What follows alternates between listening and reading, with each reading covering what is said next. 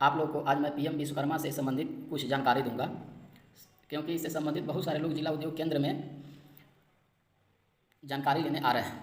तो सबसे पहली बात, इसका फंडामेंटल प्रोसेस बता देते हैं। इस आवेदन को आप CSC कॉमन सर्विस सेंटर के माध्यम से ही भर सकते हैं, अन्य साइबर कैफ़े से आप नहीं भर सकते हैं। साइबर कैफ़े से CSC से भरने के बाद में आपका आवेदन जो है, अगर आप ग्रामीण क्षेत्र में है तो मुखिया, जिसको GP बोलते हैं हम लोग, ग्राम प्रधान के ID पर चला जाता है। वहाँ से वो जांच पड़ताल करके अपने ID से भेजते हैं तो वो DM साहब के ID पर आता है। अगर आप शहरी क्षेत्र में है तो आपका जो है नगर निगम के जो प्रशासक होते हैं या जो नियुक्त अधिकारी हैं वो उनके ID पर जाता है और वहाँ से वो फॉरवर्ड करते हैं तो फिर वो DM साहब के ID पर आता है। फिर DM साहब अपने से उसको वेरीफाई करते हैं। DM यानी कि DM साहब के स्तर से वेरीफाई होता है कि आपने जो फॉर्म भरा है उस ट्रेड को आप पहले से करते आ रहे हैं कि नहीं। तब ये डाटा चला जाता है SLBC कमेटी को, यानी कि स्टेट लेवल कमेटी को, यानी कि अब आपका फाइनल लगभग सिलेक्शन हो चुका है। वहाँ से आपको एक प्रमाण पत्र आता है भारत सरकार से और एक पहचान पत्र आता है। पहचान पत्र आने के बाद में वहाँ से डाटा ट्रेनिंग सेंटर को चला जाता है। तो ट्रेनिंग सेंटर वाले आपको कॉल करते हैं कि आपका ट्रेनिंग इस तारीख को है, आप यहाँ आ जाएँ। तो आप ट्रेनिंग करने जाएंगे। ट्रेनिंग के दौरान आपको 500 रुपया पर डे भी मिलेगा और 15,000 रुपया मिलता है ई-वाउचर के रूप में टूल किट खरीदने के लिए। ये नहीं कि 15,000 रुपया आपको कैश इन हैंड मिलेगा, नहीं, वो ई-वाउचर के रूप में मिलता है जो आप कहीं भी मशीनरी के यहाँ जा करके उसे मशीन खरीदने में यूज कर सकते हैं। उसके बाद में वो डाटा ट्रेनिंग सेंटर के यहाँ से या SLBC कमेटी के माध्यम से बैंक को चला जाता है। तो बैंक आपके जो लोन के लिए अप्लाई किए हैं वो लोन जो है सैंक्शन करता है, या बैंक आपको कॉल भी करेगा कि आपका PM विश्वकर्मा में चयन हुआ है, आप बैंक आए। तो यही सारी प्रक्रिया है। इसमें सबसे बड़ी बात क्या है कि जो व्यक्ति फॉर्म अप्लाई कर रहा है, लोन के लिए अप्लाई कर रहा है, वो व्यक्ति को कहीं नहीं जाना है, मेहनत नहीं करना है। सिर्फ उनका डाटा एक जगह से दूसरे जगह तक वेरी करता है। आपको जो कॉल आएगा ट्रेनिंग के लिए बैंक से, बस वहीं जाना है। बाकी आपको कहीं भी बैंक में अपने से दौड़ने की ज़रूरत नहीं है।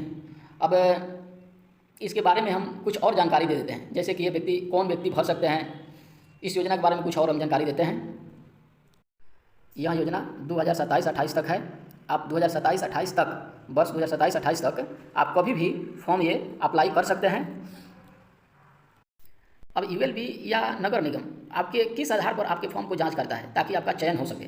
तो जैसे कि स्क्रीन पर देख रहे होंगे, परंपरागत तरीके से काम कर रहे कारीगरों और शिल्पकारों को, यानी कि ट्रेडिशनल, जैसे ट्रेडिशनल में दिया हुआ है कारपेंटर। अगर आप पहले से कारपेंटर का काम कर रहे हैं, बूट मेकर, आर्मरर, लोहार, हथौड़ा और टूलकिट निर्माता, ताला बनाने वाला, सोनार, कुम्हार, मूर्तिकार, मोची, जूते कारीगर, राजमिस्त्री, टोकरी चटाई, झाड़ू, नारियल कोयर बुनकर, गुड़िया और खिलौना निर्माता, नाई, माला निर्माता, धोबी, दर्जी, मत्स्य पालन, जाल निर्माता। हाँ, एक चीज़ ध्यान देना है कि आप गए CSC में फॉर्म भरवाने, CSC वाला बोल दिया कि नहीं ये भर दीजिए। जैसे आपने बोला कि टोकरी वाला डाल दीजिए, वो बोला कि नहीं आप एथी वाला डाल दीजिए, सिलाई मशीन वाला।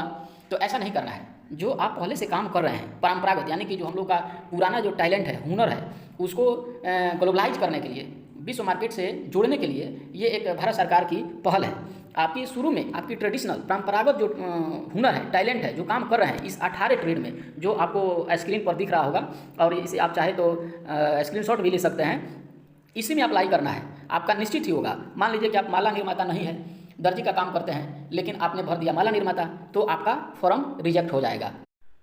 अब योजना के लिए पात्रता, यानी कि कौन व्यक्ति भर सकते हैं।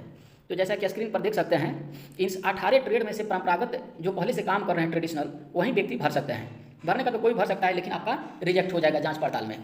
तो इसको आप स्क्रीनशॉट ले सकते हैं या आराम से सुन भी सकते हैं। पंजीयन करते समय आपका कम से कम उम्र 18 वर्ष हो। एक परिवार में केवल एक व्यक्ति योजना का लाभ उठा सकते हैं। परिवार का मतलब पति, पत्नी और उसका बच्चा। जैसे एक पिताजी हैं, पिताजी के 2 बेटे हैं, एक बेटा का शादी हो गया है और दूसरे बेटा को शादी नहीं हुआ है। एक बेटा का शादी हुआ है और उसके भी बाल बच्चे हो गए हैं। तो पिता और जिसका शादी हो गया है, बाल बच्चा हो गया है, वो दोनों लाभ ले सकता है। लेकिन पिता और एक बच्चा जिसकी शादी नहीं हुई है, वो दोनों में से कोई एक लाभ ले सकते हैं। यानी कि परिवार की परिभाषा पिता, पत्नी और उसके अविवाहित बच्चे ही हैं। ये ध्यान रखना है। और एक परिवार में केवल एक ही व्यक्ति उठा सकता है। अच्छा, कोई भी व्यक्ति जिसने पीएम-ईजीपी, पीएम मुद्रा योजना, पीएम स्वनिधि योजना आदि जैसी किसी भी समान केंद्रीय या राज्य योजनाओं का लाभ पिछले 5 वर्षों में नहीं लिया है, पीएम मुद्रा एवं स्वनिधि योजना के लाभों के लिए जिन्होंने अपना ऋण स्वीकृति पूरी तरह से चुकता कर दिया है, वे पीएम विश्वकर्मा योजना में आवेदन कर सकते हैं। लाभार्थी और उनका परिवार किसी सरकारी सेवा में नहीं हो, परिवार माने वही पति पत्नी और उसके बच्चे। परिवार का अर्थ, अच्छा, अब योजना में आपके दस्तावेज क्या क्या लगेंगे, डॉक्यूमेंट्स क्या क्या लगेंगे। तो जैसा कि स्क्रीन पर देख रहे होंगे कि एक में आधार कार्ड, मोबाइल नंबर वहीं जो आधार कार्ड से लिंक हो, बैंक विवरण यानी कि आधार कार्ड लिंक, जो आधार कार्ड से लिंक हो, बैंक विवरण मतलब बैंक पासबुक जो है उसका पहला पेज का फोटोकॉपी, राशन कार्ड प्रस्तुत करने होंगे। यदि आपके पास राशन कार्ड नहीं है तो आपके परिवार के सभी सदस्यों का आधार कार्ड उपलब्ध कराना होगा। अब प्रशिक्षण के बारे में कुछ जानकारी, जैसे प्रशिक्षण जो है आप प्रशिक्षण चयनित केंद्रों पर आयोजित किया जाएगा, यानी कि हर जिला में बनाया गया है प्रशिक्षण केंद्र। अच्छा, बुनियादी प्रशिक्षण लगभग 40 घंटे या 5 से 7 दिनों का होगा। प्रशिक्षण के अंत में एक उचित मूल्यांकन किया जाएगा और सफल आवेदकों को NSQF सर्टिफिकेट प्रदान किया जाएगा, यानी कि ट्रेनिंग में भी एक सर्टिफिकेट मिलेगा। प्रशिक्षण के दौरान रहने, खाने और आवासन की सुविधा निःशुल्क प्रदान की जाएगी और मजदूरी मुआवजा सहायता के रूप में 500 रुपये प्रतिदिन प्रदान की जाएगी। 500 रुपया प्रतिदिन आपको दिया जाएगा, यानी कि 7 दिन ट्रेनिंग हुआ तो 5 7 3500 रुपया, अगर 5 दिन हुआ तो 2500 रुपया और 15,000 रुपया ई वाउचर के रूप में टूल किट के लिए अलग से। ये ऊपर वाला जो अभी जो बुनियादी प्रशिक्षण किया है ये 1 लाख रुपये के लिए है। अब रही बात 1 लाख रुपया जो है आपको मिलेगा, तो क्या इसमें सब्सिडी है? नहीं, इसमें सब्सिडी एक तरीक़ा से नहीं है, क्योंकि इस पर 5% ब्याज के साथ आपको पूरी 1 लाख रुपया चुकता करना होगा। और जब पूरी राशि चुकता कर देंगे तो जो 5% आपसे जितना भी आप 1 लाख का ब्याज हुआ उसका 8% सब्सिडी सरकार आपको दे देगी। प्लस आपको फ़ायदा क्या है, 15,000 ई वाउचर के रूप में टूल किट खरीदने के लिए मिल रहा है और 500 रुपया पर डे के हिसाब से अगर 1 सप्ताह ट्रेनिंग करते हैं तो उस ट्रेनिंग का पैसा आपको मिल रहा है। अब 1 लाख आपको पहले मिल गया, उसको आपने 18 माह में चुकता कर दिया, तो अब फिर जो है 18 माह में चुकता करना होता है उसको। अब दूसरे 2 लाख रुपया, चूँकि आप जानते हैं कि पीएम विश्वकर्मा योजना में कुल 3 लाख रुपये का ऋण दिया जाता है, तो अब पहले 1 लाख मिलेगा, उसको चुका दीजिएगा तो फिर 2 लाख मिलेगा। अब 2 लाख कैसे मिलेगा, उसके लिए भी कुछ गाइडलाइन है। जैसे स्क्रीन पर आप देख रहे होंगे, चयनित प्रशिक्षण केंद्र 15 दिन या 120 घंटे की 15 दिन या 120 घंटे या उससे अधिक का प्रशिक्षण दिया जाएगा। प्रशिक्षण में एक उचित मूल्यांकन किया जाएगा और सफल आवेदकों को फिर सर्टिफिकेट NSQF दिया जाएगा। प्रशिक्षण के दौरान आवासन की सुविधा निःशुल्क प्रदान किया जाएगा। मजदूरी मुआवजा फिर वहीं 500 रुपया जो है प्रतिदिन के हिसाब से दिया जाएगा। और ये जो 2 लाख रुपया आपको मिलेगा, इसको जो है 30 महीने में मासिक किस्त के रूप में आपको देना होगा। देख रहे होंगे स्क्रीन पर, जैसे कि पहली किस्त 1 लाख रुपया तक जो 18 महीना में आपको देना है 5% इंटरेस्ट के साथ, फिर वो चुका देंगे तो 2 लाख रुपया मिलेगा, उसको 30 महीने में चुकता करना है 5% इंटरेस्ट के साथ, यानी और जितना पैसा भर देंगे उसका 8% एज ए सब्सिडी के तौर पर आपको दिया जाएगा। इससे और भी फायदे हैं, जैसे इलेक्ट्रॉनिक आप लेन देन करते हैं तो प्रति डिजिटल लेन देन पर 1 रुपया मासिक अधिकतम 100 लेन देन का इंसेंटिव प्रदान किया जाएगा। विपणन सहायता भी है, यानी कि मार्केटिंग हेल्प, तो आप इसे पढ़ सकते हैं। इससे हम चाहेंगे कि कमेंट बॉक्स में इसका लिंक दे दें ताकि आप इसे डाउनलोड करके अच्छी तरह से पढ़ लें। अब ये आप पंजीकरण की प्रक्रिया कैसे की जाएगी, तो पंजीकरण के लिए आप स्क्रीन पर पढ़ सकते हैं। सत्यापन और अनुमोदन के लिए आपको बता ही दिया है कि मुखिया या नगर पंचायत द्वारा सबसे पहले आपका जांच किया जाता है, फिर डीएम साहब की आईडी पर आता है, डीएम साहब का स्तर से जांच होकर के फिर SLVC कमेटी को जाता है। और ये हो गया जिलाकरण समिति, इसमें कौन कौन से सदस्य हैं, अध्यक्ष उपाध्यक्ष हैं। हाँ, अधिक जानकारी के लिए, जैसे प्रधानमंत्री विश्वकर्मा योजना का अधिक जानकारी के लिए आप इसका टोल फ्री नंबर भी भारत सरकार ने जारी किया है और वेबसाइट भी है, आप इसे फ़ोन कर सकते हैं या वेबसाइट विजिट कर सकते हैं। अंत में एक बात और ध्यान रखना है कि आम आदमी को कहीं भी जाने आने की कोई ज़रूरत नहीं है, सिर्फ ऑनलाइन करके कॉमन सर्विस सेंटर से ऑनलाइन करके छोड़ देना है। आपका डाटा एक जगह से दूसरी जगह वेरी करता है और जो जिनाइन व्यक्ति होते हैं, यानी कि जो ट्रेडिशनल काम में परंपरागत है और उन्होंने फॉर्म अप्लाई किया है, उनका निश्चित रूप से होगा। किसी भी बैंक में, किसी भी ऑफिस में जाने की कोई ज़रूरत नहीं है, आपका डाटा वेरी करेगा और आपको घर बैठे लोन की स्वीकृति मिली। अंत में ट्रेनिंग के लिए और बैंक जो पैसा देने के लिए आपको कॉल कर सकता है, इस बात को ध्यान रखता है। उद्योग नॉलेज चैनल को अगर अच्छा लगे तो आप सब्सक्राइब कर लें और लाइक भी कर दें। धन्यवाद। दिन हुआ तो 2500 रुपया और 15,000 रुपया ई वाउचर के रूप में टूल किट के लिए अलग से। ये ऊपर वाला जो अभी जो बुनियादी प्रशिक्षण किया है ये 1 लाख रुपये के लिए है। अब रही बात 1 लाख रुपया जो है आपको मिलेगा, तो क्या इसमें सब्सिडी है? नहीं, इसमें सब्सिडी एक तरीक़ा से नहीं है, क्योंकि इस पर 5% ब्याज के साथ आपको पूरी 1 लाख रुपया चुकता करना होगा। और जब पूरी राशि चुकता कर देंगे तो जो 5% आपसे जितना भी आप 1 लाख का ब्याज हुआ उसका 8% सब्सिडी सरकार आपको दे देगी।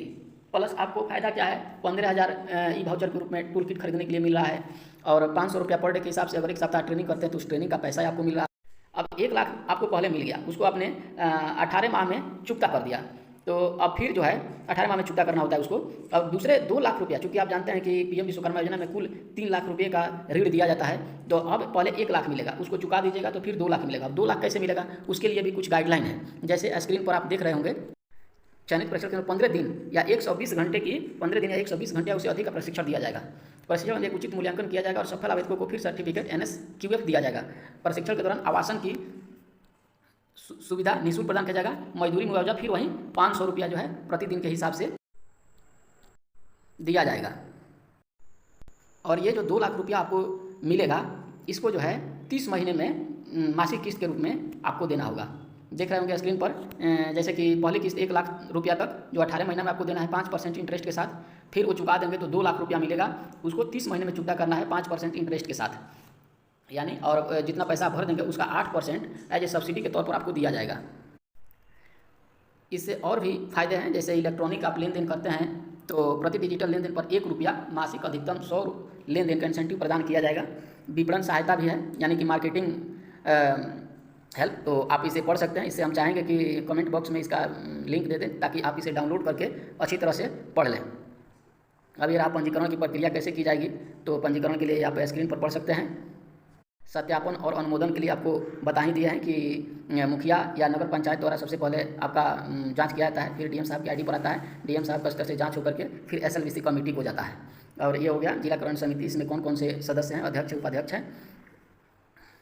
हाँ, अधिक जानकारी के लिए, जैसे प्रधानमंत्री विश्वकर्मा योजना का अधिक जानकारी के लिए आप इसका टोल फ्री नंबर भी भारत सरकार ने जारी किया है और वेबसाइट भी है, आप इसे फ़ोन कर सकते हैं या वेबसाइट विजिट कर सकते हैं। अंत में एक बात और ध्यान रखना है कि आम आदमी को कहीं भी जाने आने की कोई ज़रूरत नहीं है, सिर्फ ऑनलाइन करके कॉमन सर्विस सेंटर से ऑनलाइन करके छोड़ देना है। आपका डाटा एक जगह से दूसरी जगह वेरी करता है, और जो जेन्युइन व्यक्ति होते हैं, यानी कि जो ट्रेडिशनल काम में परंपरागत है और उन्होंने फॉर्म अप्लाई किया है, उनका निश्चित रूप से होगा। किसी भी बैंक में, किसी भी ऑफिस में जाने की कोई ज़रूरत नहीं है। आपका डाटा वेरी करेगा और आपको घर बैठे लोन की स्वीकृति मिली। अंत में ट्रेनिंग के लिए और बैंक जो पैसा देने के लिए आपको कॉल कर सकता है, इस बात को ध्यान रखता है। उद्योग नॉलेज चैनल को अगर अच्छा लगे तो आप सब्सक्राइब कर लें और लाइक भी कर दें। धन्यवाद।